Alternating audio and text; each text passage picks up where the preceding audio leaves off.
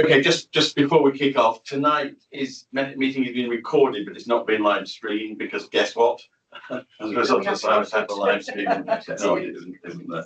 But, so if we're ready to start, let's start. So good evening, welcome to this meeting of the Audit and Transparency Committee. I'm Councillor Gerard Hargreaves and I'm chair of the committee. And tonight this meeting is being recorded and will be uploaded for YouTube later. And the public media are welcome to watch this meeting afterwards when it's been uploaded. So before we proceed with the meeting, I would ask members of the committee and others in attendance, please make sure that your mobiles are switched off and are on silent. And I think it will be appropriate for us to start with 72 seconds of silence to remember those who lost their lives in the Grenfell tragedy.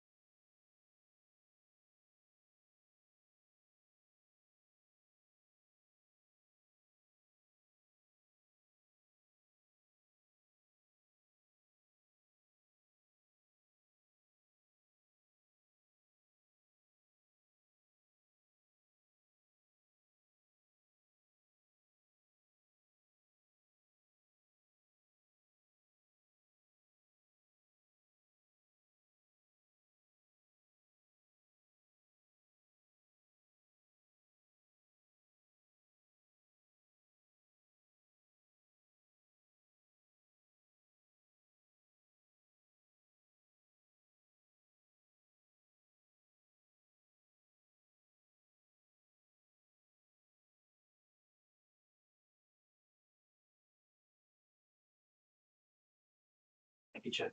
Thank you. We now move on to the agenda. I was supposed to say welcome Tommy tonight, who will be looking after us. You said he's busy on another meeting, yeah. So well, thank you. Thank you. So let's move right to number one on the agenda. Apologies for absence. Yeah, we've had apologies for absence from Andrew Lane, but apart from that, we haven't had any other. Yeah, that's fine. So I'm just, yeah, thank you very much. Declaration of interest. Do any members have an interest to declare any of the items on the agenda tonight? Do I have to declare about public sector audit appointments, or would you just take that as a given I declared it the last time? I think if if you're happy, we'll just repeat that in every set of minutes as a given. Okay. So, okay. So I don't have to say anything. Yeah. So let's move now to item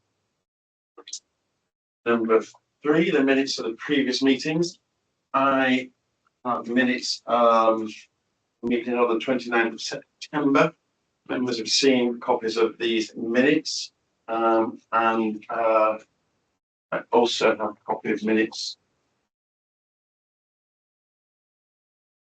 on the 11th of November, but I haven't seen copies of those minutes. Well, it says the draft minutes of the meeting that took place on the 29th of September were circulated to committee members on the 11th of November. Right. Okay. So it's just saying when it was. Yeah.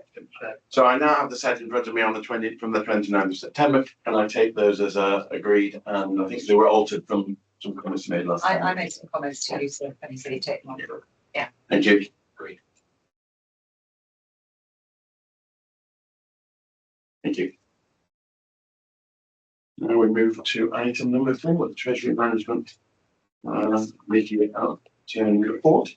This covers a period from the 1st of April to the 3rd of September. So Patrick, you're going to introduce this to us, aren't you? Thank you. I am. Thank you, Chair. Good evening, committee. So I'll take this as largely read, somewhat out of date now, given it's to the 30th of September, but it's a snapshot in time. So some important updates from the economic backdrop. We're 3.75 now with the bank rate, and inflation came in a little hotter than expected last month at 3.4%. I think that's the most relevant thing from the economic situation. The slight change on Arlene Close's forecast now for where bank rate will be going. Table 1 gives the forecast at 30th September. They now expect 2 cuts throughout this year, down to 3.25%. When? Yeah, so they expect another 25 basis point in March, and then another one in June, and then they expect it to settle there for the remainder of the year. You'll see that we have that comparison between when we closed at year end and September. Main difference there is kind of cash balances. They were running pretty low at the year end. They're a lot higher, and a lot of that's held in money market funds for that liquidity, just because we need to manage that daily cash flow. Importantly, as we have been hoping for, I suppose, over a little while, that investment in Royal London is now starting to pay the benefits through those distributions. There's still a capital loss on that, but the distribution yield on the NAV of the asset is now greater than the money market funds, and so we are seeing that benefit from holding that medium term investment. And then finally, I would just say that there's been a lot of repayments of debt throughout the year, but we've also been drawing down new debt as well as part of the borrowing strategy. And just to highlight, at 7.4, after the 30th of September, we drew down a £15 million loan from the Green Finance Fund. That was for a scheme that was eligible for favourable lending terms that the National Wealth Fund and the GLA managed together. And so we managed to get a 160 basis point discount to the standard rate. So it's effectively 1% cheaper than the HRA rate. And then it will revert to the HRA concessionary rate, which is still in existence for this year. We don't know if it will be a rate that's available to us from next year. That concessionary rate is there essentially to encourage your housing revenue accounts to borrow and deliver more housing. Hopefully we'll have that available next year. We don't know if we will. I think those are all the key points that I wanted to touch on, so very happy to open to questions. Good. Councillor Gordon. So I just ask, when you talk about this year, are you talking about Financial year. this financial year? So it's available until the end of March, but you don't know if it will be available for next year or the year term. Yeah. Thank you. Two questions. The page 13, we talk about short-term local authority loan of 20 million. Sorry, what page is that? I have got. I haven't got. So it's 5 point. So it's table 2. Able to treasury position. Yeah. So I noticed it was being repaid, but at 6.2% interest, that was quite painful. What drove that requirement for short-term loan? Yeah, I mean, we were trying our very best to manage that liquidity. As you can see in the table above, investments were pretty low, and a lot of that is made up from Royal London, which is completely illiquid. So it was basically managing cash flow requirements at the back end of the year, where we'd done all of our budgeted PWLB borrowing, and so we were trying to get through to April when we started getting all of our receipts in, because February, March, we stopped getting council tax business rates. So it would take a big hit to our cash position. So what those loans were effectively bridging loans for a number of weeks. Although the rate is particularly high, that is because of simple supply and demand in the local authority lending market. But we felt it was better to take that 2-week loan at a higher rate than have to borrow from PWLB for a year at what was also a slightly higher rate, when we knew we would have a lot of income from council tax and business rates a couple of weeks later. So given the cyber attack has affected our ability to collect things like council tax and other income streams, where are we now? And I appreciate that means a lot will be coming on the stream. I know council tax is only paid in 10 months tranches. So we must be having a shortfall at the moment, given the cyber attack was November. Yeah, we are having to monitor cash balances very carefully daily, and we are now at a position where we now need to think strategically what is the best way to fund that gap. We actually do have borrowing capacity within the budget for the expected borrowing that we would be doing on the general fund.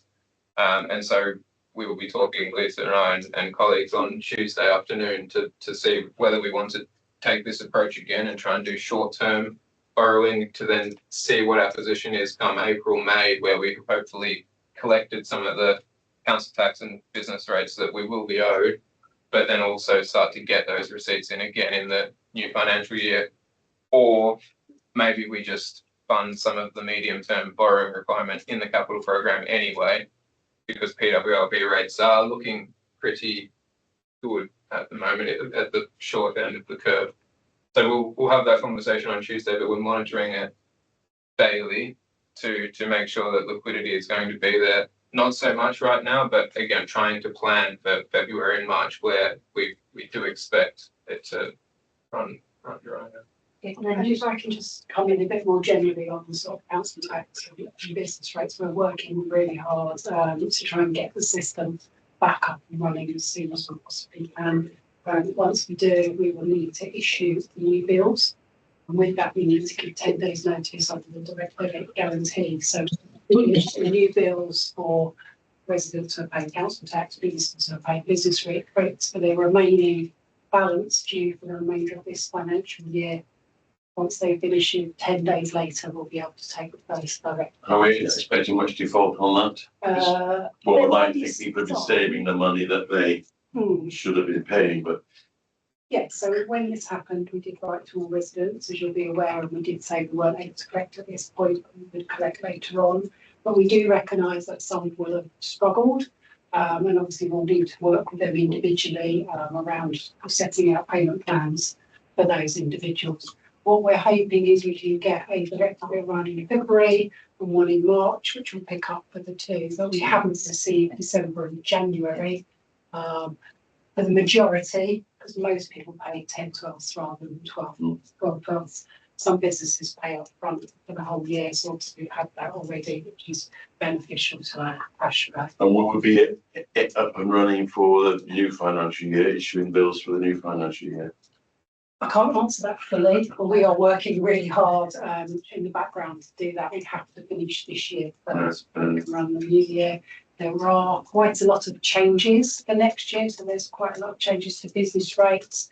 There's also changes to council tax that are part of the budget that we're bringing to leadership team next month, and some of it involved as well around council tax rates. But we are working as hard as we possibly can to try and get it in the normal time frame. Again, we'll be communicating with residents and businesses. Just another question. On 7.2, we talked about the capitalisation borrowing. The question was, are we getting capitalisation costs back from other Grenfell parties? Yeah, Capitalisation costs. that is the intention, absolutely. We, again, a lot of thought and deliberation went into how we drew down that borrowing to make sure that it did try and align with some of those codependent contributions that will come in, so as to reduce the long-term revenue impact on the council. And I think that the strategy that we came up with is a prudent strategy. So we took some short-term borrowing initially, and on that EIP profile, and then we're just managing. We keep track. We've got a separate cost center balance sheet code to keep track of the principal movements, to understand exactly what is the capitalisation borrowing and what's all of the other borrowing as well. Do we, bearing in mind the settlement we got in just before Christmas, that's going to have a real impact going forward. Just are we anything on the treasury side that will impact on, and how are we looking into that, and what the impact will be? Yeah, so obviously we've got less funding over the period of the financial settlement. So the big thing that will impact is our capital programme, and we've been doing some work with legal members on the capital programme to try and make sure that we've got the profiling of that programme right, so that we don't borrow monies too early and make borrowing costs, and we utilise other funding sources that we've got available. So the main bulk of it is within the capital programme. Because that has continuously been below budget, what I can see. Regularly don't quite deliver to plan, so we slip spend. We have got a lot better at that, but we're trying to tighten that up. I think a lot of it is always timing issues, isn't it? That it's budgeted in one year, but gets forward to another year. And sometimes, you know, because of the nature of the schemes, they're very large schemes often, but there's complexity as we go along that maybe isn't planned for at the start or not envisaged. So it can sometimes just slow the expenditure down. You sometimes have a sort of reserve list of things you We don't have a pipeline. Yeah. Okay. Which we don't borrow for the pipeline projects. No, sorry. Sorry, you go. I've got a couple of questions. One very quick one on 7.4, which you mentioned. That's obviously green initiatives. Were those something that you were going to pay for anyway? Those are kind of no-brainer investments that you've made anyway. Yeah, exactly. Not that you just sort of saw this kind of plug of money and thought, oh, we'll go for that. Yeah, that's right. It's a case of so with Westminster, we also had this conversation. So I kind of know colleagues at GLA, and so it's a case of we know that this cheaper funding is becoming available. Let's look at what schemes we have approved now and put in an application, because we know that as a whole we need to borrow against the whole program. I had a couple of other ones just to kind of clarify my thinking on some of your charts, which are very helpful. The sort of liability benchmarking is sort of, it looks like sort of a reverse stick on kind of funding requirements. Sorry, it's on page 18, it's under paragraph 8.7.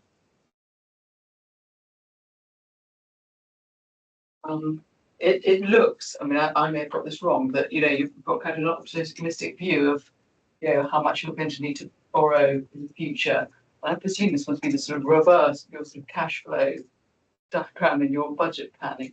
But it does seem sort of surprising that, you know, going out further, you don't envisage that you're going to be needing to borrow so much, particularly in view of the kind of tight government funding situation and other demands on your funding. So that's my first question. Yeah, I mean, the reason for that is because the capital program is only for 10 years, stage business plan for 30.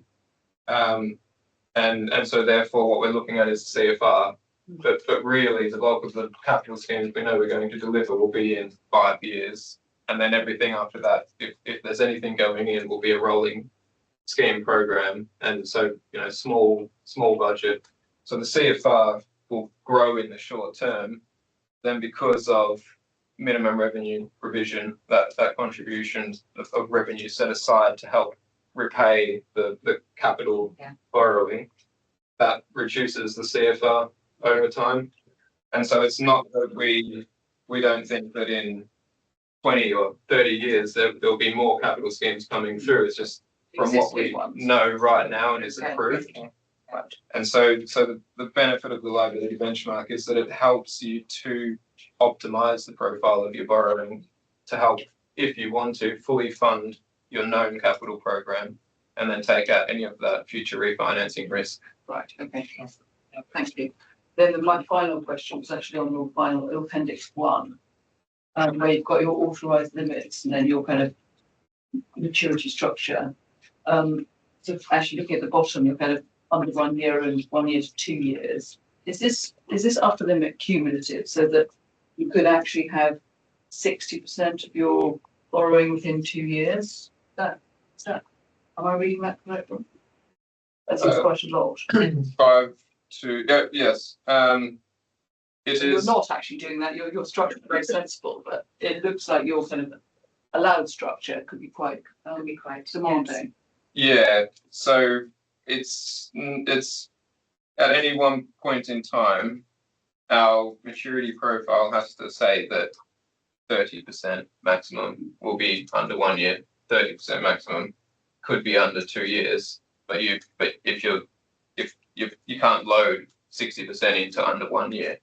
It's Yeah. that range of 1 to 2 years. Yeah. You could still have 60% within 2 years, which Yeah. is quite a lot. You could within 2 years, yes. But you don't envisage that. There's a vision for it, but you don't envisage it. Why do you have such a big provision? It's to allow us flexibility, I suppose. At the moment, the differential between 1 year and sort of 50-year maturity money from PWLB is about 2%. And so we don't want to be in a position where our borrowing strategy is very much to borrow short term and access the lower yield part of the curve. And then max that out too quickly and then have to borrow at 50 years at these really significantly higher rates relative to where we've been over the past 10 years. So it's, whilst it does create refinancing risk, it's a part of the strategy is to consider how much refinancing risk we're willing to take. And so, even with the borrowing we've been doing over the past couple of years, where we look is generally sort of 2 to 10 years.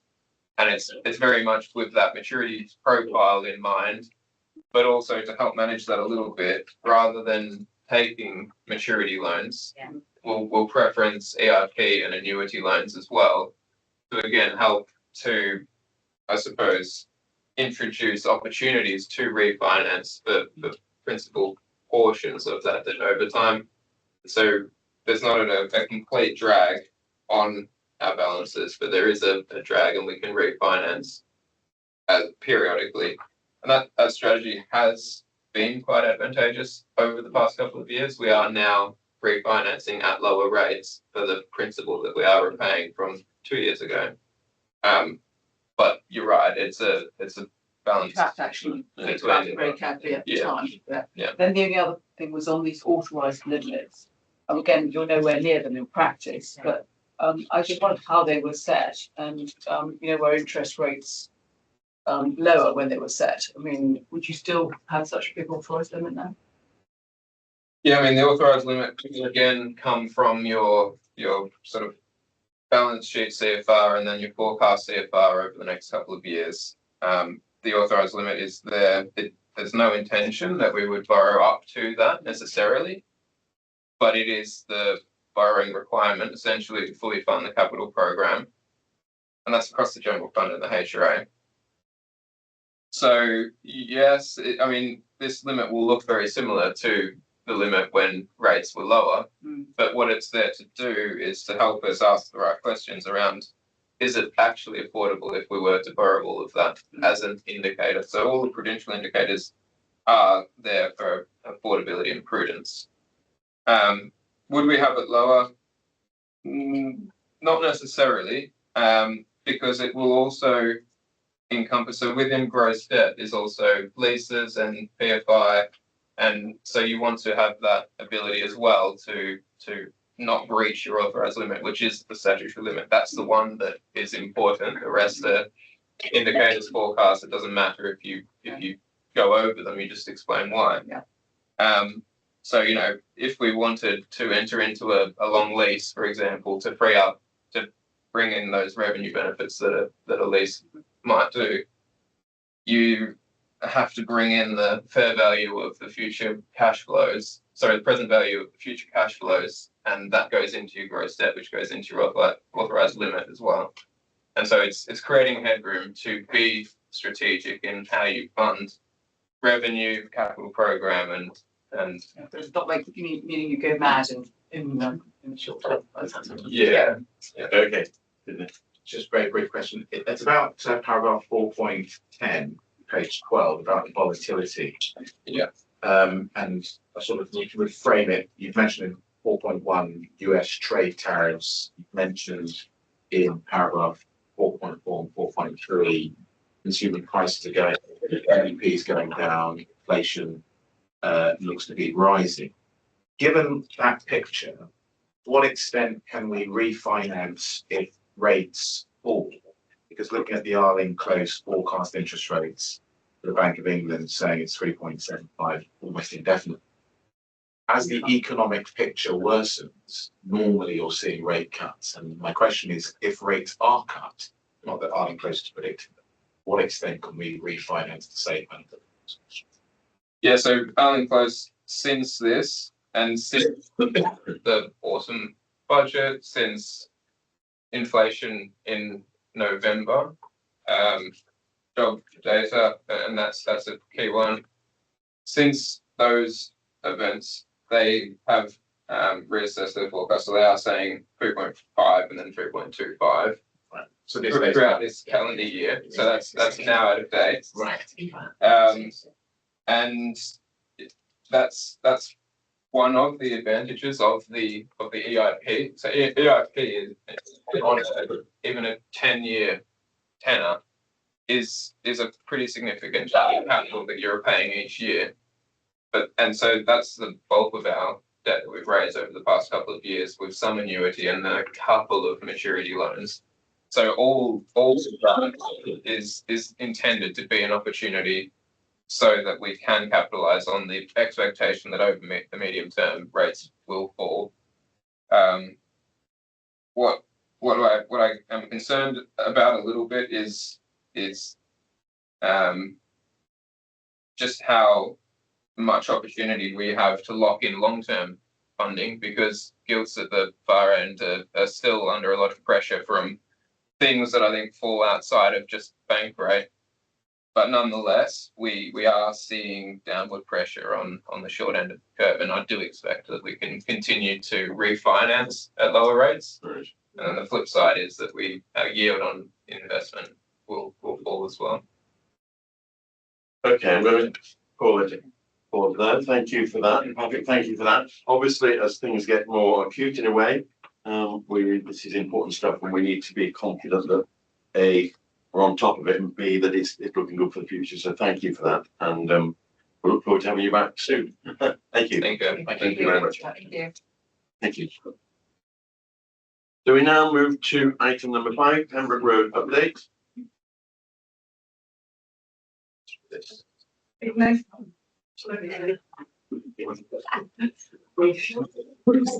Yeah.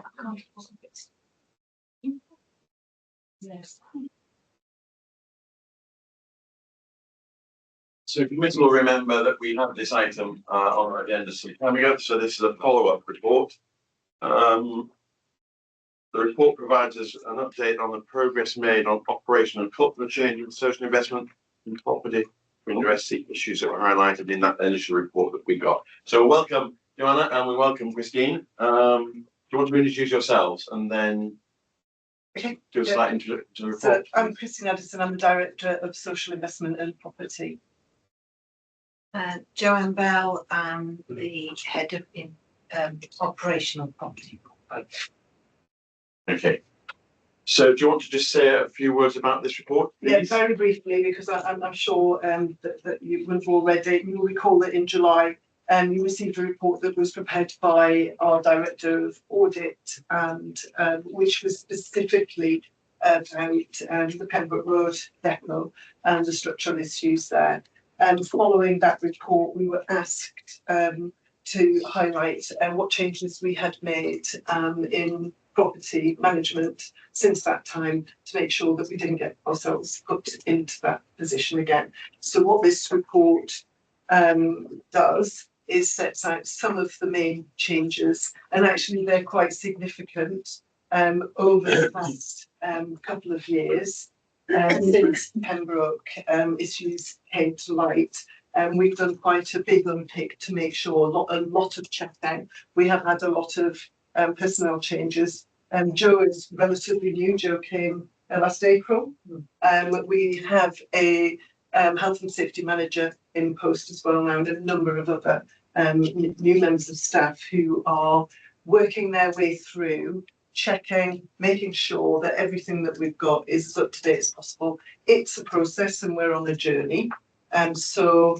For example, we're doing condition surveys for all of our properties. That takes time to work our way through. So we're about a third roughly of the way through the condition surveys. We do target and risk assess to make sure that we're doing things in the right order, and particularly when it comes to compliance and health and safety. So everything that we are doing in the health and safety area and compliance. And the figures are now, it's actually, I think we're at 82% coverage on the health and safety side. It's taking time, but it'll be, but we hope that we'll be able to get there. One of the areas, Joe will be able to explain and can answer questions in terms of some of the detail, but we do have a new hard FM contract now, and we think that the hard FM contract that we have, a hard FM contract, which is maintenance of our property buildings. Apologies, that's probably a bit. We'll stop you if you. Sorry about that. That is basically the property management, day-to-day repairs and maintenance of our property. But we have got a number of term contracts in place to make sure that we're able to respond quickly, and we're able to do some of the testing and some of the safety testing and remediation work in the right order. So I think we've made some changes. It will take time for all of that to bed in. We've got a risk approach to what we do, and to make sure that we're not missing anything. So the big issues, the big buildings, we will know if there is an issue there, and there will be a plan in place, and we'll know when when we're going to be inspecting something, what we need to do, and where we need to make improvements, where we need to spend some money on remediation. If we roll back to where we were before, I'm not sure that it was as strong then as well. It clearly wasn't as strong then as it is now. I don't think that we would be in a position now that we found ourselves in 2 years ago, when we discovered that that there had been no response 4 years before that to the initial structural survey results from the Pembroke. Christine, I think what we're coming to join in, I think one of the things certainly I'm interested in is the culture side of it, as well as we can put process and to a degree there were processes there before. Okay, maybe they weren't as stringent as the processes you're putting in now. One of the things that came out before, that the processes that were in place then were not necessarily being followed, and people were working on processing on their own. So can you give us some reassurance about the culture side as well as the process? Yeah, it's a really good point. I'm going to pass to Joe to do that. But before I do, I think the important thing is that we were actually split across directorates within the council as well. So actually the bit that did the survey report was sat in resources then, and the bit that had to respond to it was sat in corporate property, and they just weren't talking to each other properly. It's a structure.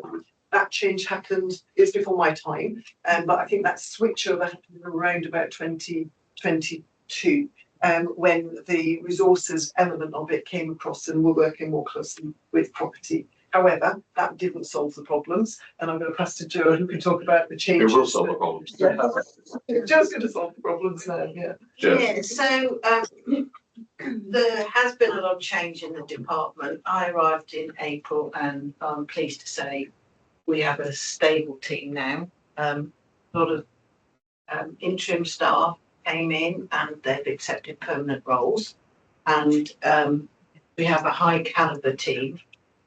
And I think one of the main things that I've picked up from Pembroke Road, and a couple of other things I've seen, is that there was a lack of action, and that was obviously, we saw that it led to increased costs, but also there's the compliance and safety issue.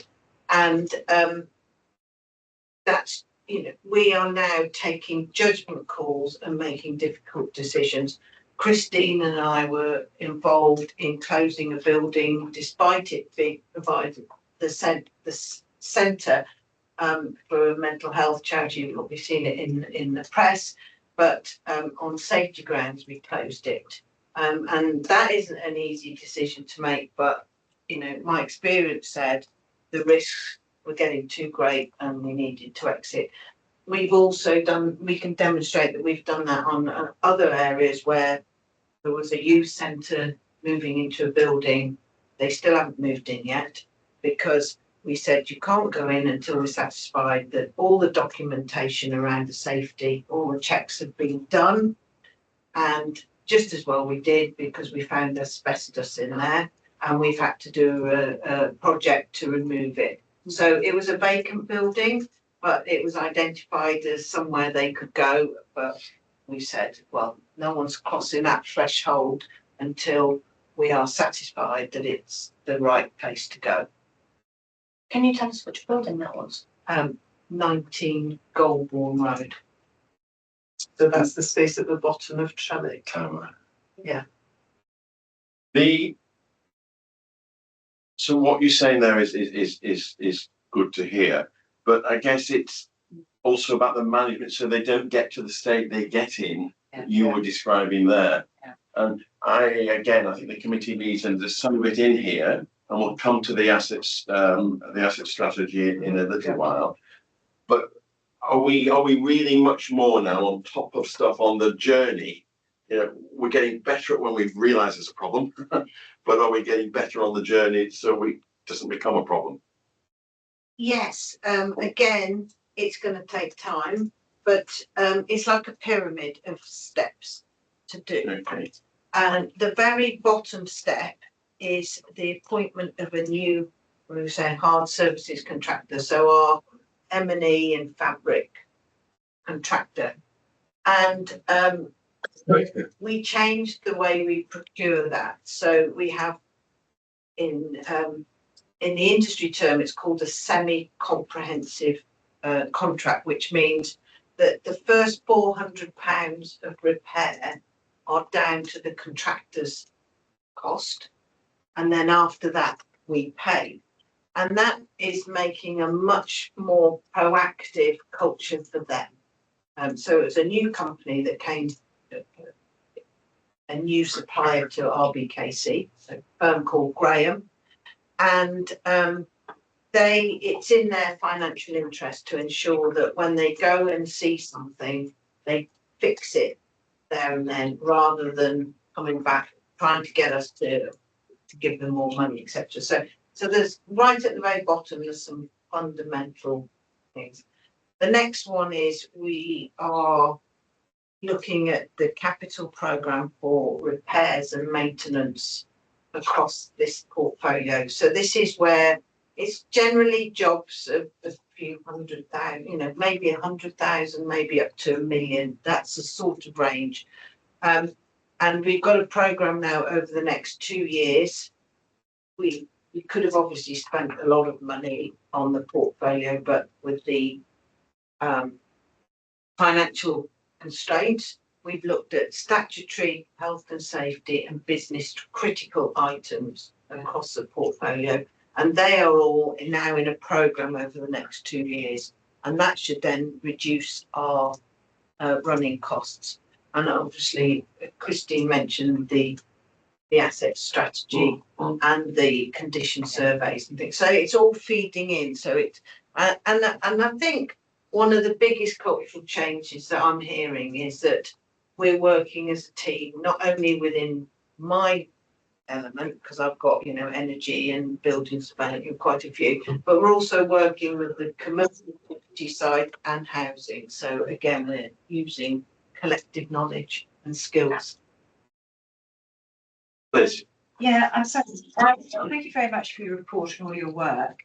But I noticed in 4.1 that you said putting safety first has resulted, for example, in a difficult decision to close buildings as necessary. And that just sort of sent, I mean, how many buildings have had to close because of this? So, Yeah, how many? so I was just going to say, Joe referred to a couple of examples, one where we've not allowed anybody in, but effectively closed the building while we didn't, one where we've actually had to move people out. Yeah.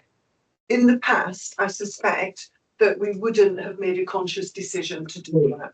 And so whilst it feels like a bad decision because you're taking away some service or delaying some sort of service delivery. Actually, it's the right thing to do. No, it's the right thing to do. But I think it's only those two. Is it only the two? Two buildings and a garage. And the garage, So is that- the that's garage, so it's okay. quite a That's small fine. number Small. because it's, yeah, That's but but culturally, I think we would have carried on not wanting to cause disruption No. in the past and tried to work around. But actually, you've got to be brave, you've got to challenge it, and you have to be able to say, and that has been very, very difficult because obviously the consequences on the service we know. I'm aware of one, but. Exactly. Yeah. Exactly, but you That's still a have to do cultural it. matter, isn't it? Safety has to. It Yes, has you to have be to do first, that. exactly, Yes. yeah. And I think historically, obviously, this council has focused very strongly on building safety, in particular on residential building safety. What I found when I came here is we need exactly the same focus in exactly the same way on our operational buildings as well, on non-residential buildings, where that's largely what we're responsible Okay. for. And I noticed in July, we had a lot of staff turnover, a lot. And I just wondered, you said you've employed new staff. How many staff are now actually involved in this now? 28. That's quite a size. It's quite good. It's quite a big estate, Yes, you know, to yes, manage. it is, so, yeah. Okay, that's fine. We did have quite a lot of gaps, and we had areas that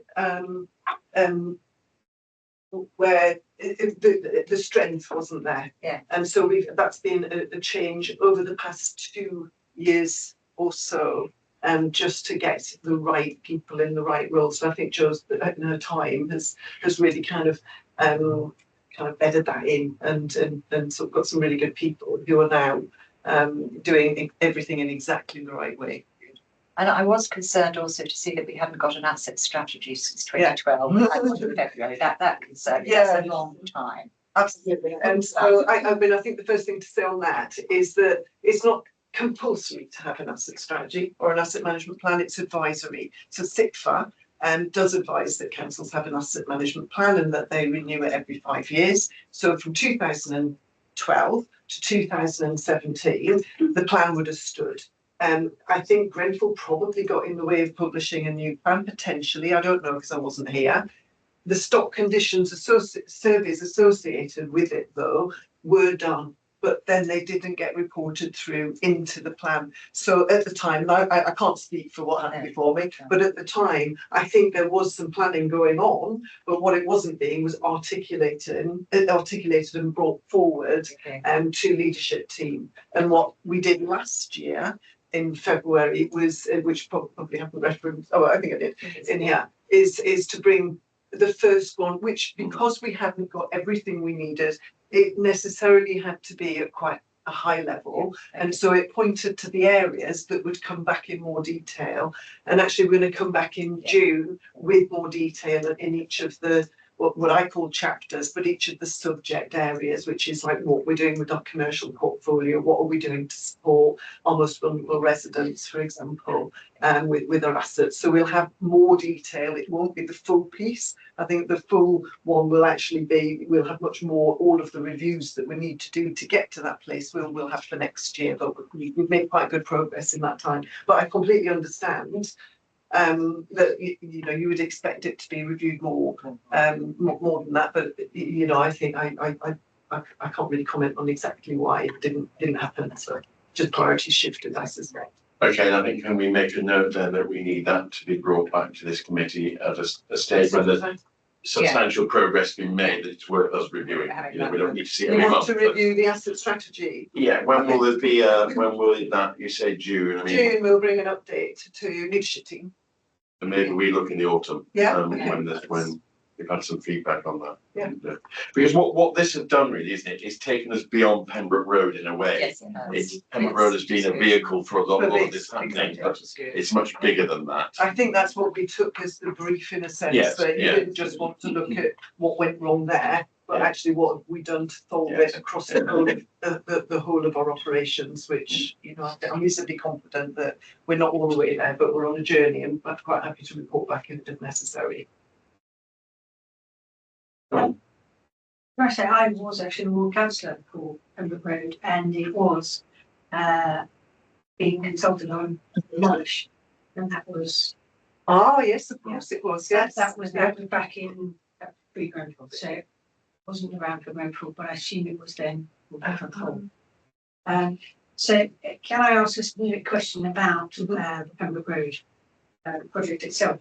You talk on the last page of page 2 of your report, page 26 in the pack, about the South Depot and the provision of car parking spaces. Talk me through, why do we need to provide parking spaces? Is it for the accommodation, i.e. the residential properties on top? Is it for the depot, or actually in this day and age, we need perhaps to be providing a larger e-bike bay or something as opposed to parking bay? So I probably the green credentials. So it's all about the operations for the waste fleet. So that we had to close the depot, as we know, and we've got temporary arrangements. So we've got some temporary arrangements up at the Kensal Canal site and out in Parsons Green. So the sewers vehicles are basically doing what they can to get everything in the right order.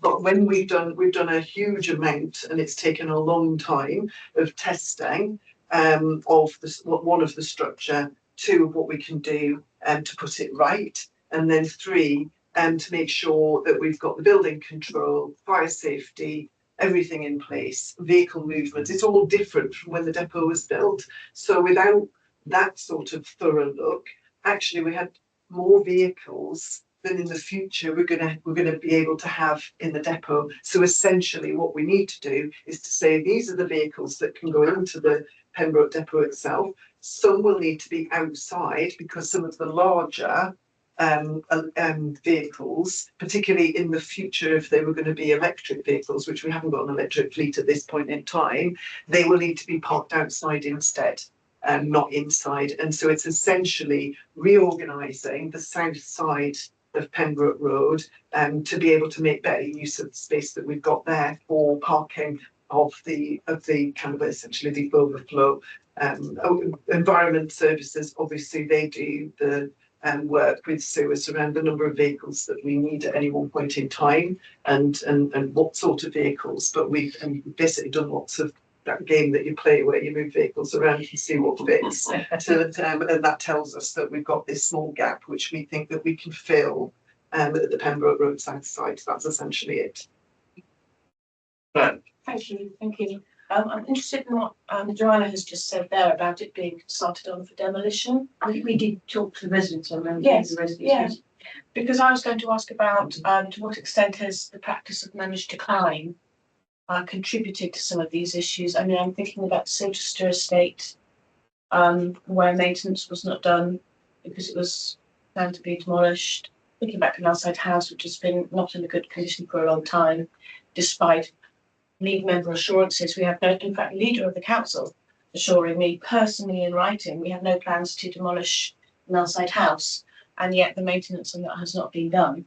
So I'm sort of curious to know, as a sort of a lead member policy of managed decline being a thing that this council has done, and in some cases notoriously done, we can see the huge costs it actually has to the council and to the residents. So how are we going to make sure, what can we do to say that those pre-Grenfell days of managed decline are over?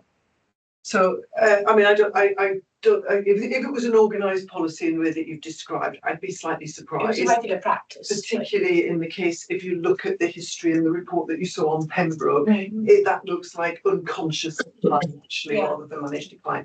But obviously there was a proposal way back when that there may have, for a potential redevelopment, regeneration scheme that was halted. I suspect in the aftermath of Grenfell, I don't think it was conscious managed decline at that point in time. I expect that attention was focused elsewhere. I can't really comment further because obviously I wasn't here at that point in time, and I'm unable to comment either on the Silchester estate side. But I think it's right that if you've got an asset strategy and we have we could get to that where you're going to look at something differently and you're going to change it. Of course, you will make safe for continued use until such point as you don't use it. What you wouldn't do is ignore something and leave it to the point where actually you've got to take drastic action. So I'm not So the sure that thinking that- it was part of a policy. I think that this has just been left by the wayside. I mean, it was a sort of, it's a repeating pattern Okay. of something this council used to do, even if it wasn't formalised in a policy, because that would have been That's- very that's- awkward to do. But what I suppose what I want to get at for us as a committee is how can we be assured that that practice is that we have moved on from it, because I think we're still seeing some elements of that. The only thing I could say there is that the council has to constantly review its property and its property use, and we have to make sure that that's right. There may be a time where the council makes decisions to stop using certain properties, and that might be that therefore we don't plan for long-term maintenance because we'd be wasting our money.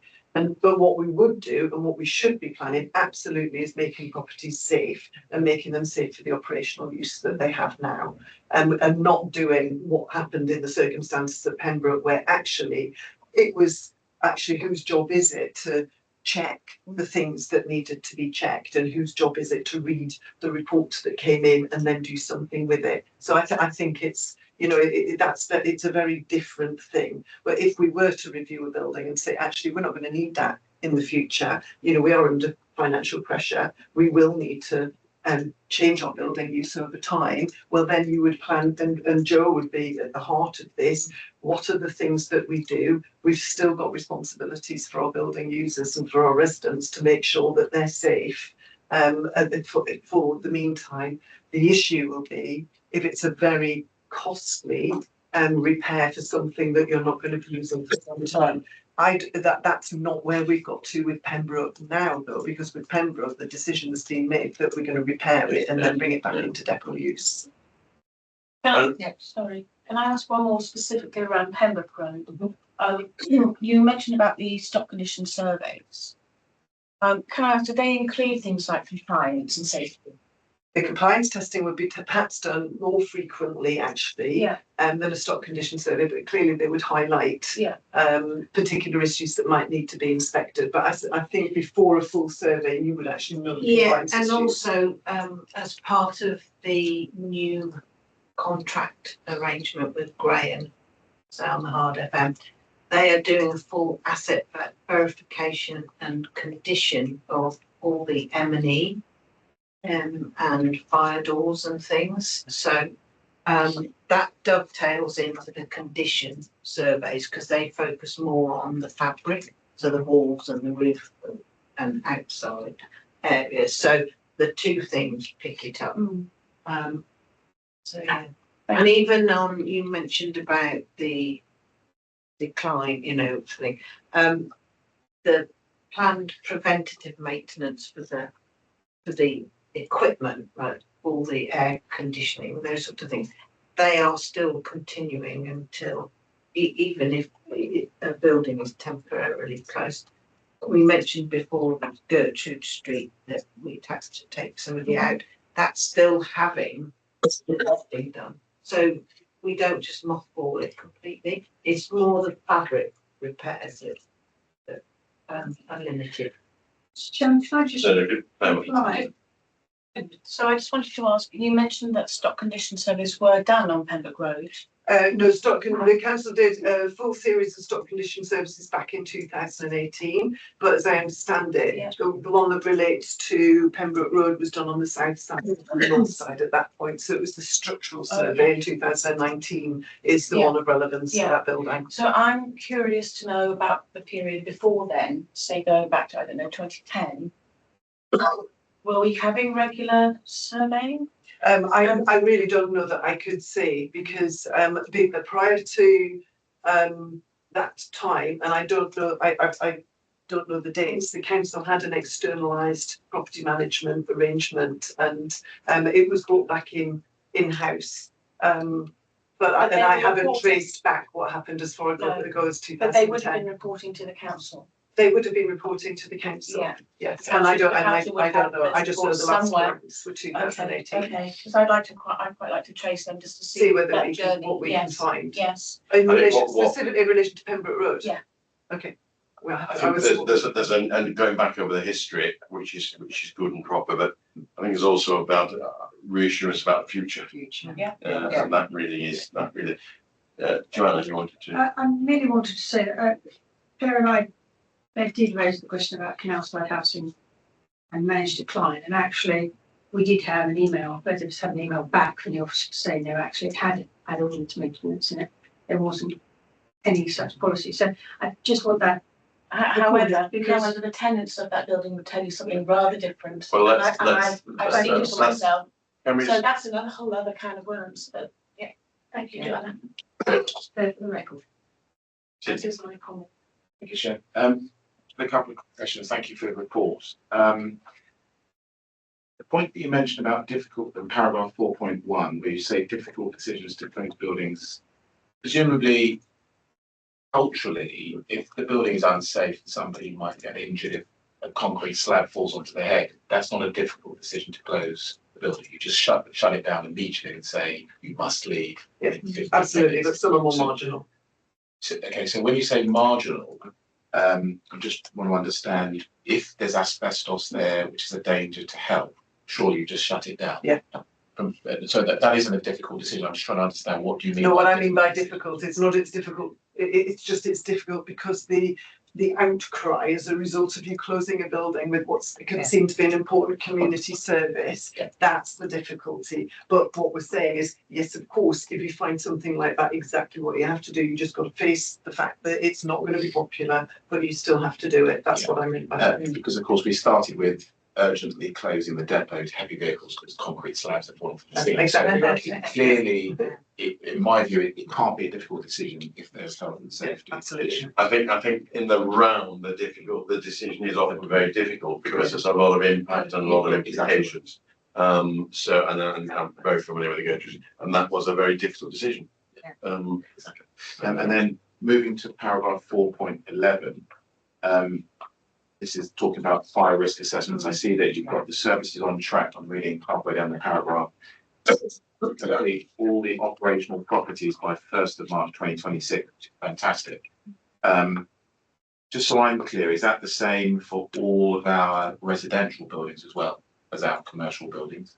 Is it for the whole every building that the council is in control of will have its fire risk assessments done by a person? We could do the operational side, but we'd have to. When you say operational, you mean commercial, Yes. non-residential? Operational or commercial buildings, but not residential buildings that we own. Those are primarily in the housing revenue account and housing manage the maintenance and risk assessments of those buildings. Okay, so that's a separate team doing fire risk assessments for residential? Yeah.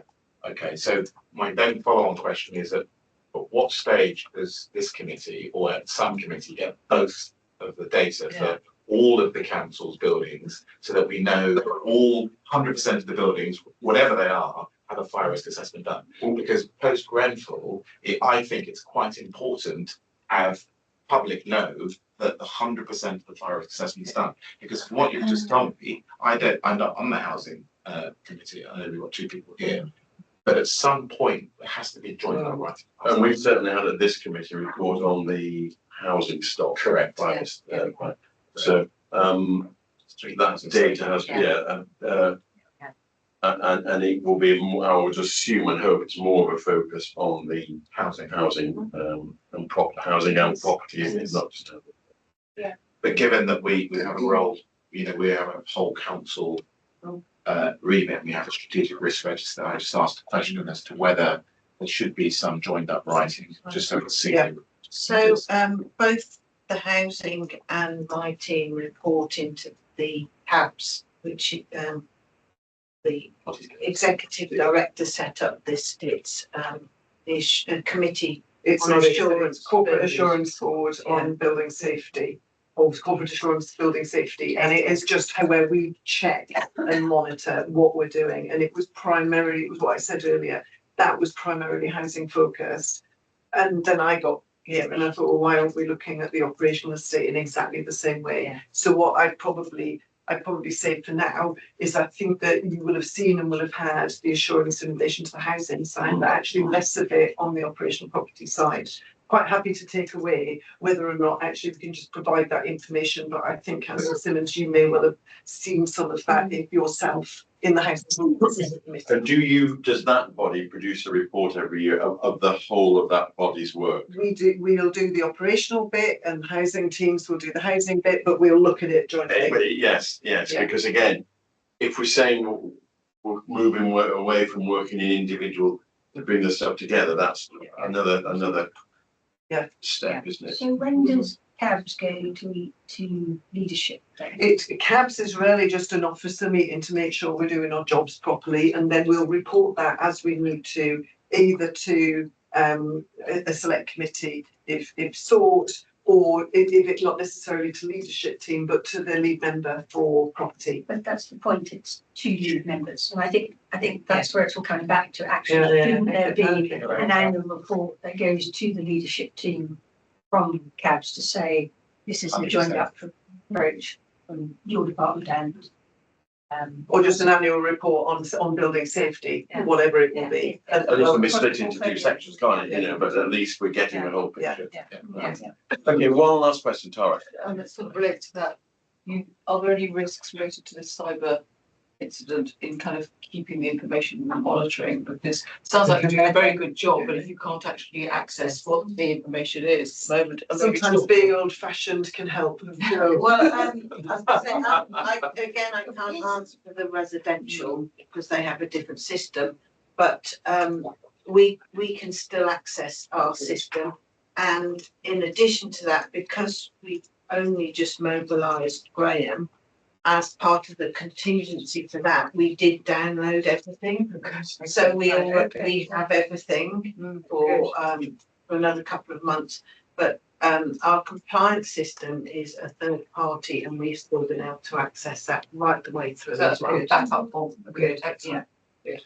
Sydney, you have a quick final question. Final question. So paragraph 4.14 on big number, small number 29, big number 5 on grey. Yeah. And then 4.13 above it. This new asbestos consultant.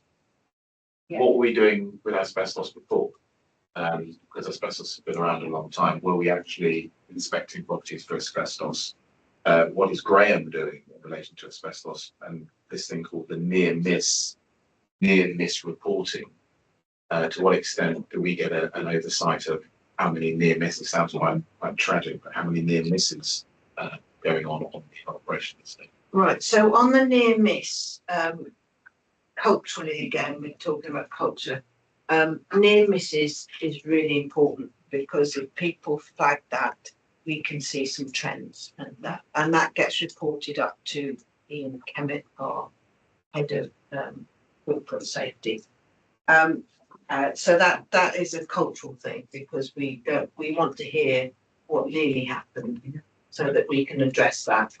And then on asbestos, there were contractors, but they had expired. The contracts had expired, and we have again, same as with the fire, trying to ensure that we get value for money. We're not having the same companies doing the assessment and identifying works required as are doing the work. So they're not marking their own homework. Yeah. So Creating business from. Yeah. Which kind of was happening before with our previous contractor. So that's why we've gone through a whole programme of new consultants and remedial contractors. So my final question was therefore, are we able to say that 100% of our operation portfolio has no asbestos? Oh, no. No. Mary has it, we should have plans in place. Yes. As was reported in my London News. Yeah, so we have asbestos surveys, and we have just had an inspection. It's just finishing this month, and as you'd imagine, we do have a number of buildings, including this one, where we have. They're called ACMs, which is asbestos containing materials, and it's all about the management of those. So that, and the reason why I've mentioned Graham in here is that it's important that they look at the register before they go and start drilling or doing anything like that. So it's all about the management of the risk. Because I think with asbestos, it's only really a risk if it gets broken. Correct. So a lot of buildings have asbestos. I think that's right. If in the age of the building, anything built for a certain period of time, there will be asbestos. It's how you manage it. Is it contained? And then and getting to the point about what you do with the information that you've got. Right. Well, we've got escalation remediation routes if we find something that's being breached. But it's not that common for it to be in breach. And going back to your point earlier about a decision isn't difficult, it might not be difficult, but you can get a lot of flack for it. So for the library over the road, there was no heating over Christmas, and I'm sure many of you will know. And one of the delays was that we had to have 2 areas where materials taken for assessment for asbestos. And they take 7 to 10 days to come back, which means no work on fixing could be done. So again, it's again about being proactive, even though the consequences aren't pleasant for anyone, you know, no heating in the library and it closing. But safety again. Okay, I'm going to bring this to a close. Thank you. Thank you. I think where we've got to, isn't it, that I feel reassured that work is in progress and that some of these big issues are being addressed. Yeah. I think we as a committee, or the committee going forward, whoever it will be, needs to have that reassurance coming back to build on it, really. Yeah. And when you can bring back specific examples of what you've done has resulted in X, I think that again is helpful and it brings it alive to us and is really. But thank you very much, and we look forward to bringing you back at some time in the future. Thank you very much. Thank you. So can we now move to item number 6, the insurance update.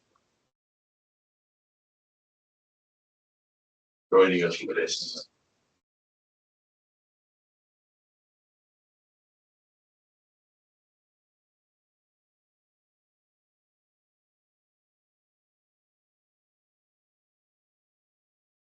So this report provides an update to the committee on the work undertaken by internal audit, health and safety and strategic procurement for the period up to the 31st of December 2025.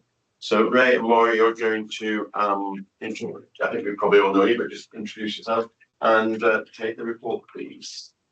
So I'm Laura Beckham, head of internal audit, and fully rotated is currently in insurance, but he's covering a slightly wider range.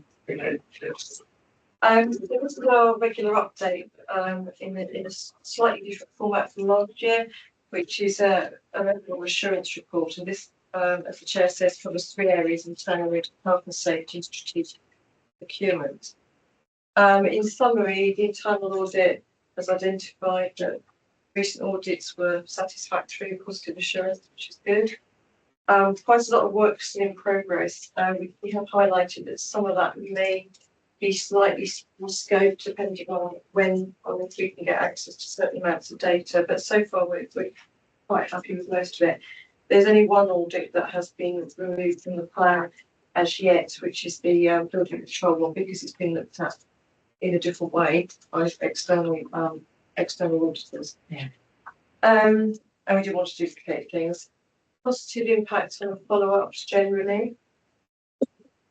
And obviously it's an outline of the work we've got to get through in the last quarter of the year, which is quite busy. As far as the corporate health safety and workplace report, you may recall that we had a report last year. This is a bit later than it would normally have come. It was a timing issue, unfortunately, with availability of the health and safety manager or head of health and safety, and who unfortunately couldn't be here today either because they're on leave. So apologies for that. But just to sort of clarify, this covers council's workforce, health and safety staff. It was alluded to in the previous item. It could be the buildings that they're working in. It could be temporary staff, permanent staff, and council officers, and any buildings where members of the public or residents may come to, for example, the library.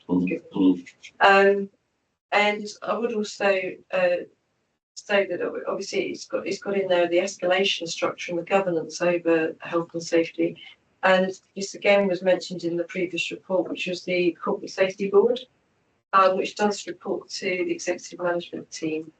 And we've made a note of your comments about pulling it together. That's the place where you should get that information from. So we'll talk to the board about how they can do that, so that you can see a better picture of things from housing, was the operational side and the commercial side as well. Because they, yes, they are sort of like separate, but they do all report to that board. We'll take that away for you. The update on strategic procurement is mainly to say that they did report to scrutiny not long ago, and that most of the work last year was embedding the Procurement Act, which is now in. They're now working on trying to identify the financial benefits and deliver some savings through better procurement, and a big focus on contract management and making sure that you are getting what you're paying for, and that the work that you're getting or the services that you're getting is of the right quality as well, and how to deal with those things if they're not, to check and challenge. And also high value areas to have a little bit more scrutiny over who you're using in those areas and why, and how you're managing that spend. So those are the main areas that were covered in this report. No, that's fine. There's a lot in the report. Should we just try and take it in stages in a way, really? Any questions from the? No? Yes, I do. So first of all, I wanted to ask about the audit on allocations. Yeah. Which has come to this committee last year or the year before. It's not in this. Yeah. That came back, I think, with limited assurance, and the methodology had also been a little bit limited, and that was going to come back. Yes. What's the plan to bring that back? Guys, I have to apologise on this. I've been caught up to speed on it very quickly in the last couple of days. One of my team who was working on it, she actually left about a week ago. We've identified that the work was done, but there were some questions still outstanding. They've now been picked up by another member of the team, and we're pushing to get that dealt with in the next few days. So it will definitely be in your next update, but if there's anything specific. So should that be on page 37 under audits in progress? Yes, sorry, Wait, it's a follow-up. appendix. Sorry, yeah, because it's a Because it's a follow-up, it doesn't really get shown as a separate audit. Okay, fair enough, okay. I wanted to also ask about the limited assurance opinion on equality impacts assessments, because that's quite an important piece of our council plan to be fairer. Yeah. So is there any on that, is it? So we're, Yeah, I think it is. I think, it definitely is report. What the plan is, we're going to do like touch follow up on progress. Around about now. In fact, we're discussing because it covers two different teams as well. So we're trying to make sure that comes together. I believe we were going to give an update in March. Oh, yes. Just looking at your recommendations not yet implemented. March is going to be a busy month. Yeah, it definitely is. I do have some. We've managed to get rid of the utilities management one, which has been on there a long time. I can update that, which I'm happy that has now progressed. I mean, I did have a problem with that because there were 14 recs that hadn't been implemented, and yet on page 11 you state there's only 6 not yet implemented. So I just had a bit of trouble with that. That's only high medium, yeah. Right? Only high medium. Sorry, this one's in high and medium, and that the other one. Where am I? Sorry, page. Appendix 2. Appendix 2. Yeah. Okay, recs in progress. Recs. Okay, so that's. I have 7 areas, 14 recs. It's not necessarily. So this is rolls on. Yes, the appendix 2 goes back to when we started doing it. So we started appendix 2. I can't remember when, to be honest. But as those things come off, they get reported and then they're gone. Yeah. Now I don't know that you'll ever be able to directly relate them to another table that's in this report. Which table would that be? You said 14 recommendations or something? Well, it's when I add up appendix 2, the recommendations not that implemented, I add up the number of recommendations there, they add up to 14. Right. And then on page 11, we say 6 not yet implemented. Maureen, can you take that away and just give us a follow up on that with a clarification, just trying to. Yeah, that's do it tonight. So, and then it's. Yeah, I'm trying. So, yes, yeah, so it's quite confused, yeah. Okay, so just two things. Maureen's going to take that away, but what the message I think is it's difficult. Difficult to tie it all together, Yeah. see what the position is. Yeah, and we'll think about it if we can. Yeah. Yeah. We're trying to look at something that we haven't been working on in detail over ages, and we're trying to be able to review it as a committee, and sometimes it's not easy. Can I just take you to the social investment one, page 42 or page 12, whichever page you're on. There's an April 25 one there. That's still. I know there's a comment on it, but That's the one I literally just got feedback on. Right, That right. can now be done. right, okay. That was about pavement licenses on Yeah. page 43, going to page 44. So what page? So it's And either 44 44 or or it's 40. It's actually page 14. That's my comment. Given the department is clearly struggling with capacity issues, I wondered, do we ever look at, for example, whether actually it's worth going back and saying, or would more appropriate training be fitting, or has the department considered a policy change, for example, moving to 2-year tables and chairs licenses? I wondered whether, in order to give you your consistency, if you're not getting a secretary of eyes looking in every application, I wonder to what extent we can look at some of these things that have been going on for years now, because they're showing 2023 and it's now 2026. And so this was just an example where I had some alternatives. So we recommend something that will address a weakness. How they actually can deliver that, really the department has to come to us and tell us. So that would have involved a discussion to get to where we are here. But there are obviously constraints on that, and sometimes things don't pan out quite how I expected them. And as a result of that, we've had another conversation to say, well, what have you done instead? Is that any better? So it may be that discussion is going to have to happen in March anyway. I mean, I think the issue they were having here was that they're not sure that they would have the funding to have that in place. So that we need to have that conversation at that point. And yes, we would discuss other alternatives, but we wouldn't necessarily be specifically making a recommendation. Can we move to the safety and workforce report, please? Have a few comments on that bit. So committee. Yeah, no, that's good. Sorry, page 6 in the report. Page- 6, our page 51. Yeah. All those dates in the Yeah. target dates are all over. October, Yeah. and I wondered if there was, or November, I wondered if there was an update.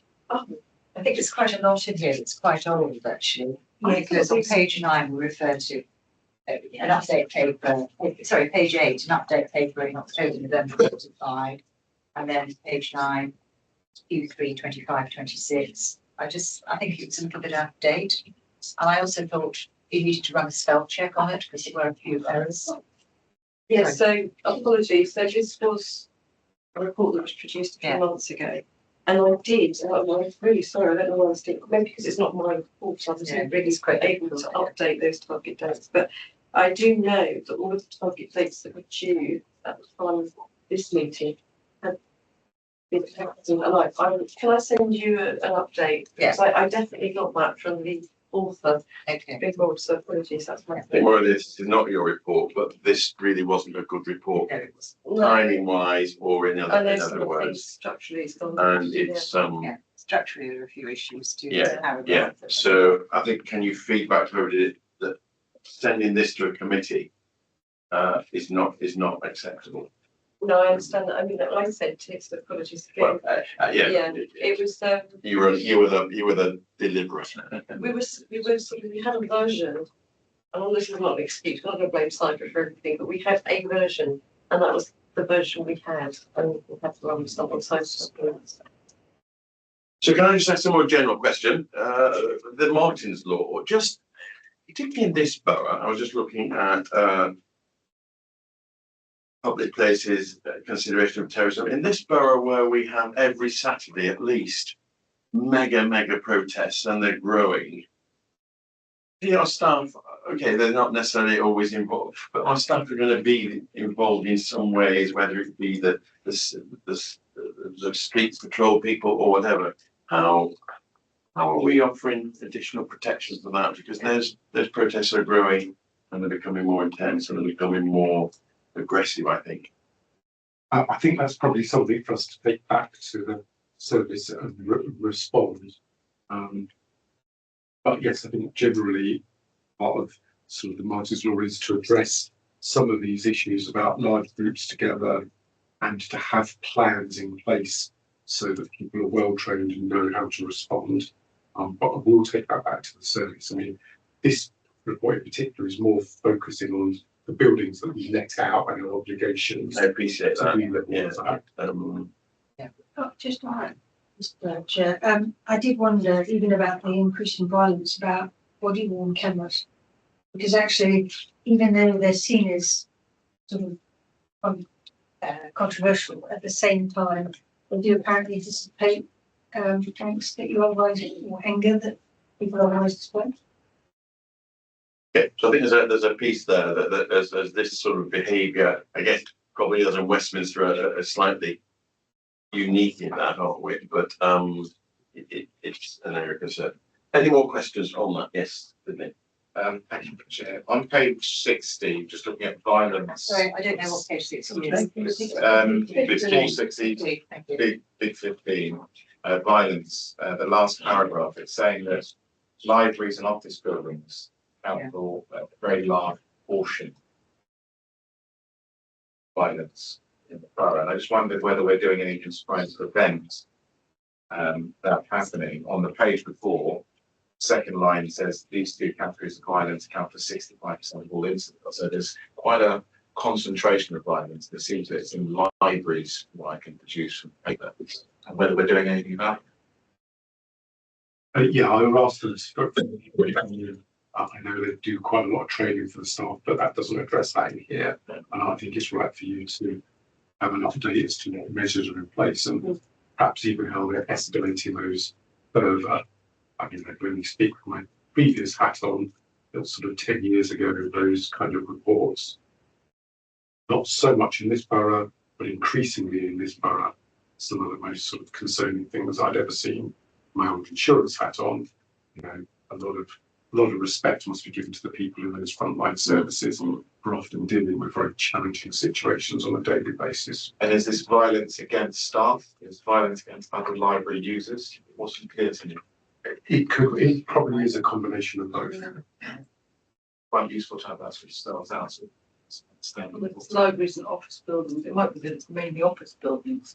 Well, but libraries, people often have to be moved on out of the library, and they're not always the most cooperative. Yeah. So On page, the other page does have a breakdown of office buildings. But if it's office environments, what does that mean?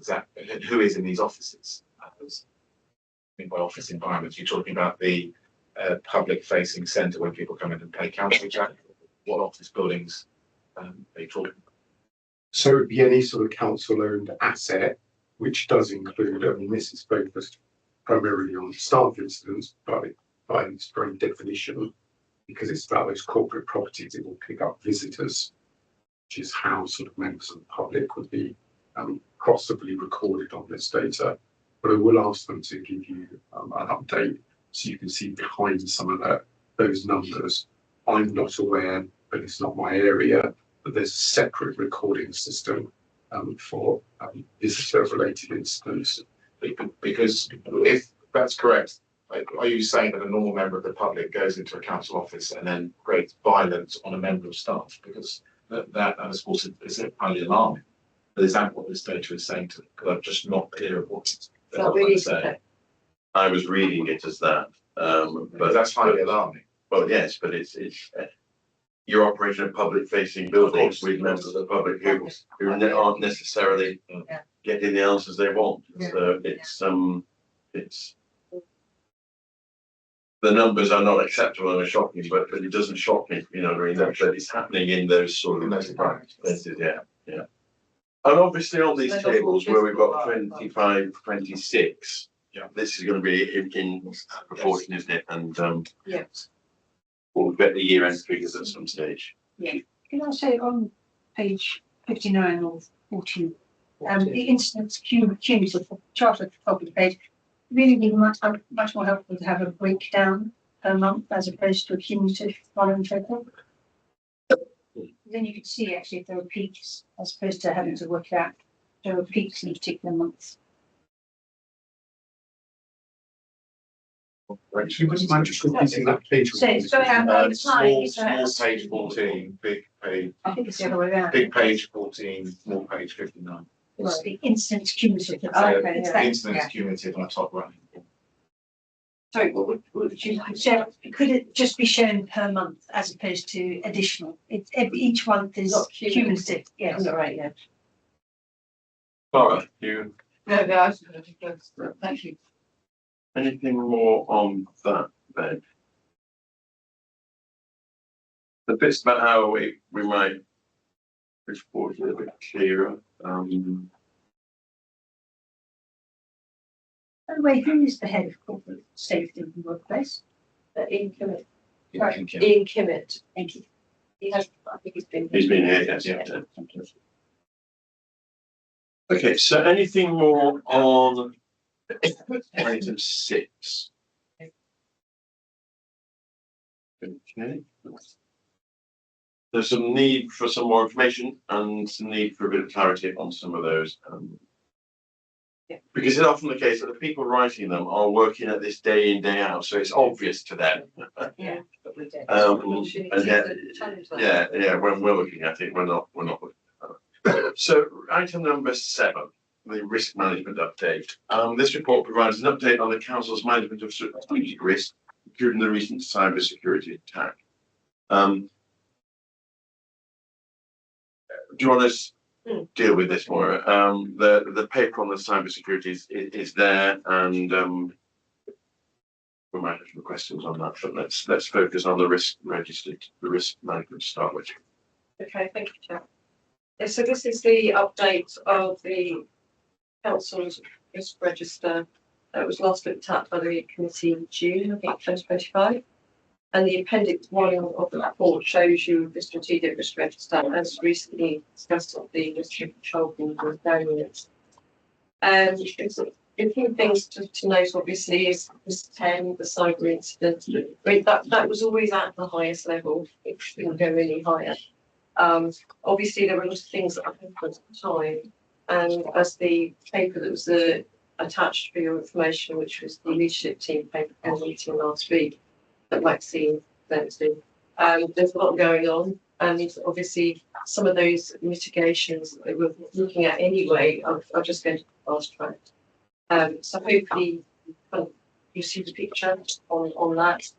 And obviously if there are any specific queries, we'll have to take them out. So if we could maybe if you've got any specific queries on that particular risk, we could pick them up later. The other things to note. Just pause on that. So there's 2 issues on that, isn't there? There is, it is a risk, Yeah. and then there is how we respond. So if I look at 10, that's always going to be a risk, and so that's not changed. That hasn't changed as a result of the attack. Yeah. That's there, and it will. Probably both. Yeah. Is there any evidence that once you've been attacked, once you're more likely to be attacked in the future, or is there no evidence? There's no research on that. My only knowledge of that would be based upon sort of what I see in the media, and it doesn't seem to be a common occurrence. made to it like. Correct. I think the big news. I would like to think that there you've got more in process, even more, yeah. Just a quick question, Chair. Thank you. On the bottom of, this is obviously risk claim aside, on the bottom of page, small number 89, the last bullet point says I've got that, I've got those page numbers. It's this one. it's the risk description. It says a 481% increase in phishing attacks. We're going to get phishing attacks over an 18-month period to RBKC email addresses. It would be interesting just to find out if we've done anything differently, because we are getting a very, very significant increase in people sort of trying to break into phishing attacks into council emails and why that's happening. We may not have any answers, but that would be my question, because that seems quite significant. Maybe 1,800 a month to 10,800 a month. So it's a huge uptick, and it's specific.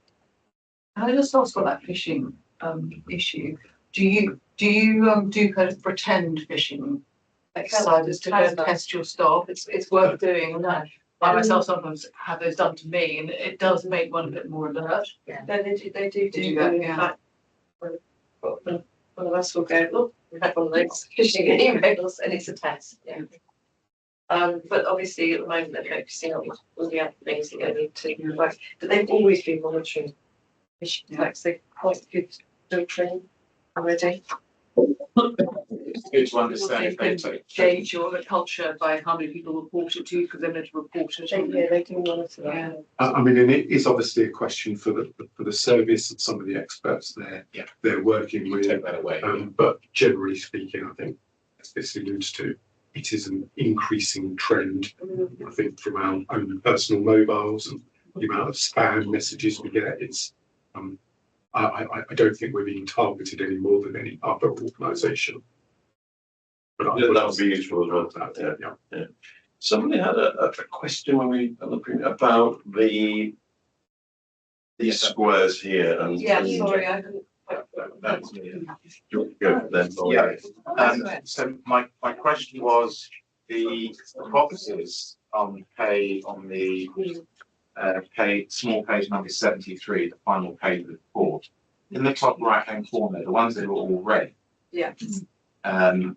They may not be necessarily red if you go to the page before, where they sort of are horizontal green. So for example, number 3. Failure to deliver necessary investments in improving. The blue dots have gone up, the green stays the same. So there wasn't an understanding that it's a really significant risk, which is why it's red. Red is normally danger, but the previous pages didn't sort of signify the nature of that risk. It's unclear. A couple of things. There are some errors in the EFAP line. Other areas in the Yeah, EFAP, okay. apologies for that. Okay. But I think that the two different things, the dashboard and the heat map. The dashboard is meant to be showing over a period of time, I believe. yes. And were you specifically talking about 10? No, I'm just talking, it was a general point. So if you look at number 3, which is considered very high on the medium impact on the right hand side, and then high on the vertical axis. But then when you look at the dashboard 3, it's got a horizontal green, and then it's got some blue dots which seem to be trending upwards. So it seems as if it's getting worse. What am I reading it? But it didn't seem to be coming as such from the reporting on the dashboard. So it just seems there's a disconnect. Down or something. Exactly. Yeah. It seems to be a disconnect between what the dashboard is saying. And then in relation to the council plan, in the column, for example, number 10, it says making it happen in the council plan. And then if you look at number 15, that's also got making it happen. So it isn't clear that the council plan thing actually has any value, because it doesn't tell me what's got to actually happen in the council plan. I So I'm just think, trying to understand. no, I think that's a good point, and I think there's been so sort of, this was my first risk and control board where we took this document through, and indeed sort of as we've taken this document and shared it with yourselves, and a couple of people have been kind enough to give me some feedback. And Moira and I were talking about this earlier on. I think our proposal would be that utilising the information that's on there rather than getting the services to update it, you'll note that this panel wouldn't see the risk management document again until June. Which panel? This board. Not this board, but we think we'll circulate ahead of a March meeting, not for discussion at the March formal meeting, but an updated document utilising some of the sort of points that have been made about highlighting if a risk has been tested, because that adds to the because that's insurance very, value. very few were actually cross-referenced back. And a couple of other sort of key points that have been fed back to us from both of those groups, so we can just start to move that document into a new place. I think, for example, there's been some feedback about showing strategic elements like, is this a change risk? Is this a compliance risk? Yeah. And I think we're keen to take a lot of this information on board. I mean, after all, the purpose of these documents is to assist the committee in knowing which questions to ask of the right people to give the assurance that's needed to facilitate that. I think that would be very welcome.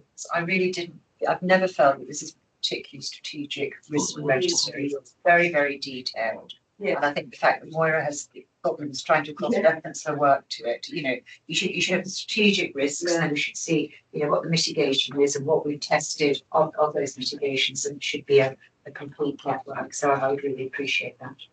And then just my final question, if you look at the diagrams on small 73, for example, you've got low risk on the horizontal and then medium on the vertical, risk number 18.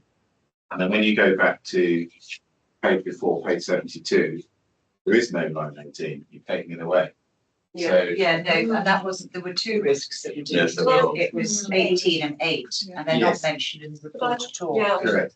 I'll just pick up on those two Yeah. because back in June last year, we discussed those two risks and agreed that they would go. I'm sorry about the mistakes in the packing, but so risk 8 was corporate performance monitoring, and it was recognised that a number of actions have been completed, including the refresher of council plan. And my computer's just died again. Sorry. And it was agreed that would be managed on the department's risk register, that particular risk has been taken off the corporate register. And risk 18 was about CQC inspections, and it was decided that should go into the new risk 22, which was the regulatory oversight and inspections one. And at the same meeting, we added 3 more. We suggested 3 more risks to be added, one of which was this regulatory one. So apologies, maybe even if it had just been a line saying no longer relevant or something, it was just a blank. So apologies. And then my final point on the sort of a heat map, which of course is important. When you're looking at a car dashboard, it's either blank, it's yellow, or it's red. And when it becomes red and it's flat and red, you know it's a problem. And when that's when you're driving a car, if you drive a car. So these, I think, the strategic risk register are supposed to give us on this committee sort of a very quick and easy way of thinking, okay, look, we've got some problems here. 95% of these are all in the top right-hand corner. Yeah. So therefore, some thought needs to be given about how you can break down that to us so that we can see what's amber, what's red, because they're all essentially red or near amber, haven't moved in May 25 and now today. I think if we get the better way of grouping of these risks, that will be much better. Because the only one that's moved is number 1, that's gone from yellow. It's gone from red in the top right corner down to yellow. It's the only one that's moved. Three gets a hammering, doesn't it?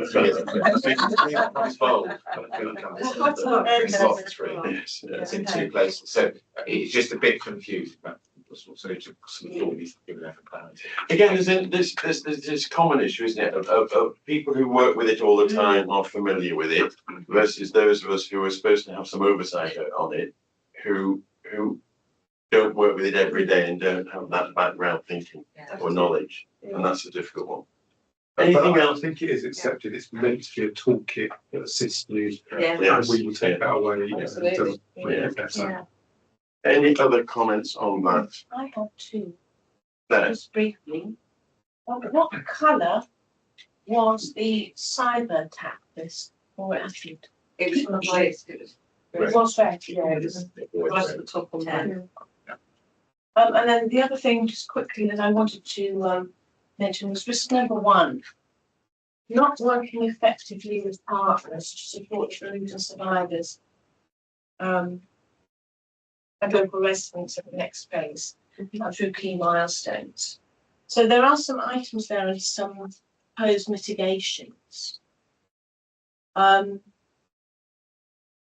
not sure how we are assessing the effectiveness of the partner working. And I'll just give just one quick example. So RBKC have not, I believe, provided MHCLG, we're now 8 years on, with a full and complete list of bereaved survivors. So some of those are being excluded from meetings around the tower site, which obviously is a problem and is causing distress, but it wouldn't be necessarily picked up here. So I'm not sure, I mean, the risk owner is Callum. Yeah. And I guess he's produced this. Yeah.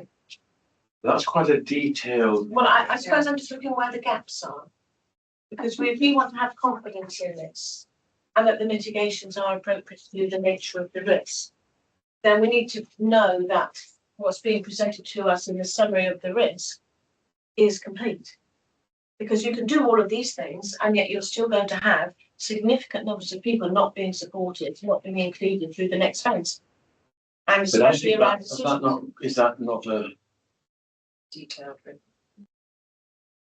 Yeah, so you're right, but it's where that sits, because Yeah, I so wouldn't, it's if we got strategic. down to that level of detail So on the process- every risk. No, We would. but what I'm asking is, as the committee here, we read this and we take it as read. But I'm aware of just that one example, and there may or may not be others. We've got no way of knowing. So if we're to satisfy ourselves that these are suitable mitigations for the risk, when the description of the risk may or may not be complete, and this is one, but I mean there could be ones. But I think it's the whole thing, because it's not really a strategic risk register. Right, It's back to the right. same point. Okay. Yeah. So maybe I need to take that Well, that somewhere. sort of somewhere detail else, maybe yeah. on their own operational register.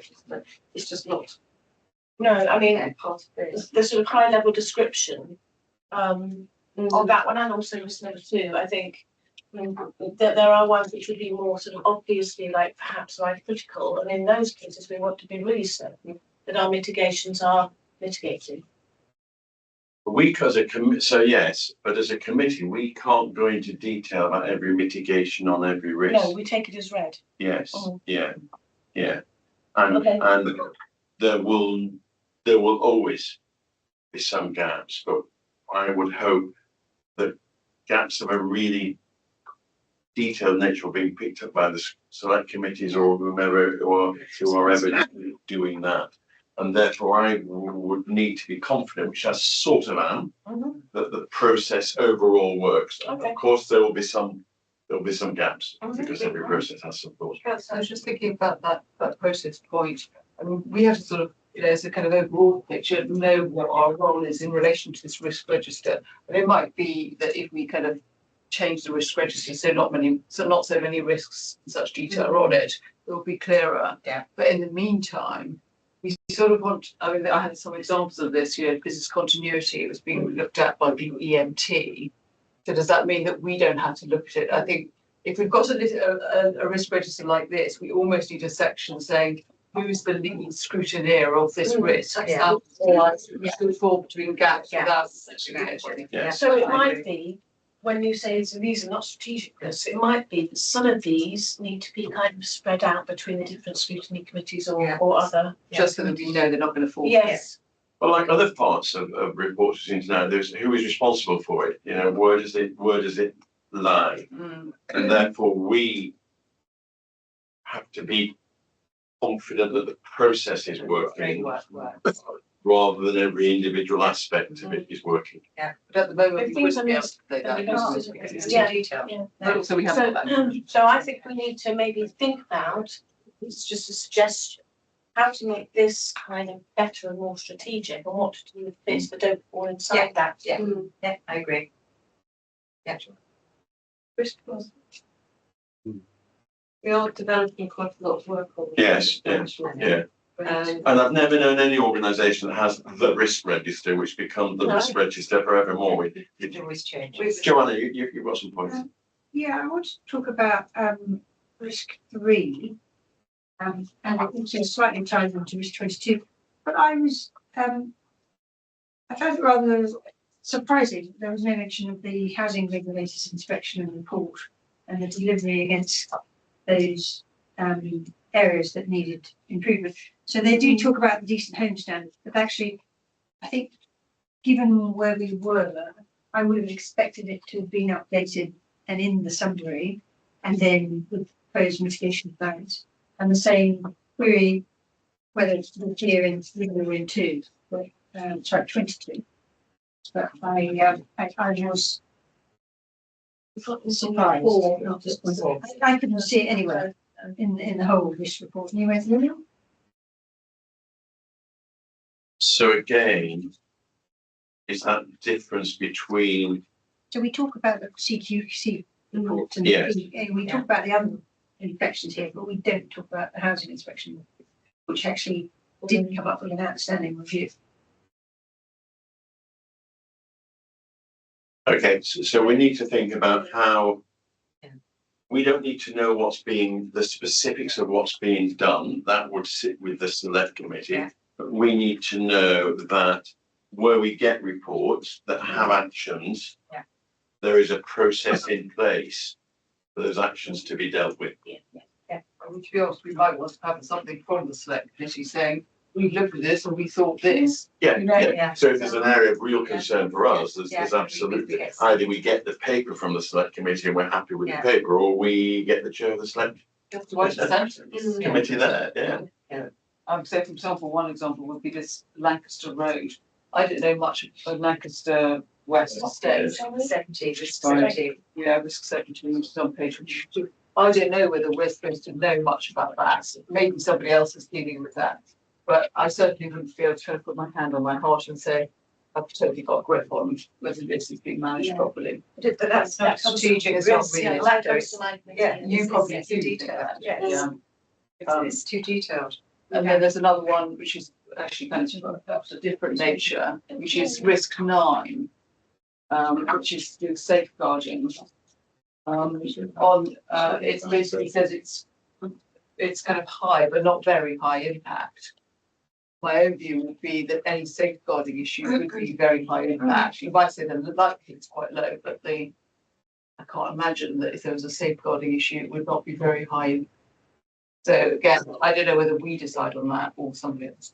Children and families. But just go back to 17. What would be the strategic, I'm just trying to work this through in my mind. What would be the strategic risk that would capture that one specific thing, of which there may be many specific things? With the council. Operational risk. So not providing heat, that's an operational risk for all properties that we have. Yes, Yeah. Or it's also value for money, whether we're actually putting, we're actually kind of doing projects that are value for money. Yeah. Yeah. I think if we're drilling this down to individual projects on individual estates, we're on a hiding to nothing, aren't we, in terms of. We're losing the overall picture of the council and the risks that we're exposed to. I have to admit, I think this project and the heat network is a big deal. It's the first one in the borough, and it is it's quite costly. So it is uncharted territory. So I suspect it's there both. And it is risky. Yeah, As well. Yeah. both in terms of cost, It hasn't gone that well so delivery. far. But I suspect there are lots of other initiatives across the council that are risky on all the things you've described there. Well, That could sit there. Okay, so let's leave it that I think we're with you. you've got some steer from us, and as I say, this is always a challenge on risk registers. Yes. Where do you draw the line? How do you get reassurance that those risks that are not on here are being picked up? So a little bit of homework there. If we may. Sorry, just on that safeguarding thing, who decides that? That is obviously the departmental risk. entry, and that would be for them, that debate, which I believe they would have done. Yeah, just wanted to make sure I hadn't sort of missed. So this is Bristol, which has got an impact of 4, Yeah, but you're surprised the impact isn't 5. yes, if it happened. But maybe the one. I think it depends on what it is. You know, Yeah. if it were, But that would be school. that's a massive thing, but if it was I, an individual case. I think it is something to take to the service. Something done. It may well be that because it's talking of an individual type of incident, that's why it's not a 5 against the corporate nature of some of the other risks. But I think that's something I'll clarify with But the even if you service. had one child abused, that would be. Which would obviously be a tragedy, but I think against the other scoring, that's probably why they've got to there. Okay, so thank you for that. As always, when you read the registers, we've got lots of comments on it, but that's right and proper and some ideas there. So can we move now please to item number 8, forward program action tracker. Item 8 is a work program and action tracker. The purpose of the tracker is to advise the committee of progress against actions agreed in previous meetings. In relation to the action tracker, the committee is advised that action 19 was completed and an email was circulated on the 30th of the 2nd.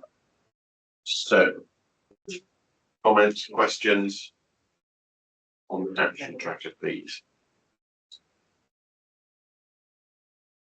I think we've got this in a format now that is Good. I had given Yusuf some actions from the last minutes. So he was going to update this. Sorry? Are they not on? No, okay, because it's before Right, you've done some, I've done right, some okay. So you will expect to see those on on the next one, version. yeah. And I believe that 191 was actioned and not updated on here as well. Okay. I think that went out. Just pointed out last meeting. Sorry. Yeah, sorry, it was the end of the day, just after the last meeting. David shared. Did send something out. About this example, yeah. And it was literally within a day or two of that. Yeah. It made reference to the orange book and the alarm processes, if that jogs anybody's memory. Can I suggest that you send it out again? Yeah, That'd be good. I found it this morning. Yeah, took you a while, but I found it. We do get a lot of stuff. Actually, Any other comments on the action tracker then, please? That's fine.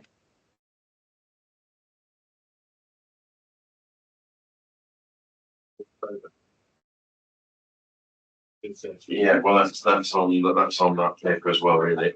So I had one quick question, Chair. Could we get an update on the cyber in the March meeting, if that's possible? Yeah, I did have that actually as an action. It doesn't mention it. Sorry, In an extra paper, I know it might be. Okay, That's possible. asking for it, it's possible. but the assurance update, I'm not sure what will be in that yet. My main focus would be more thing at that. Just seemed to me quite a chunky agenda for that meeting. Lisa, do you know about the financial management? That going to go separate? What needs to come? Yeah, separately. But the update on the equalities impact assessment.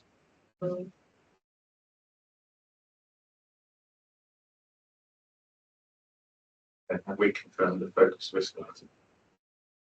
Was that I don't think we have. or could that just be the cyber report? So it's focus risk item TBC, you make that the cyber report, wouldn't you? Yeah. Yeah. Know what's going on. I think yes is the answer to that, but we shouldn't lose sight of other issues that we don't want. Cyber is very crucial, but there are other issues as well that we don't want to let slip through the net. And The resilience one got on because they're dealing with the cyber. Yeah. So would that be something that was in that upper red quadrant? Could be something that crops up between now and remember we've always got to have a facility for things that may crop up. That we don't. Okay, this is anyone other comments that this concludes the meeting of this committee. The next meeting of Audit and Transparency Committee is scheduled to take place at 6:30 p.m. on Thursday, the 19th of March. Thank you very much, everybody.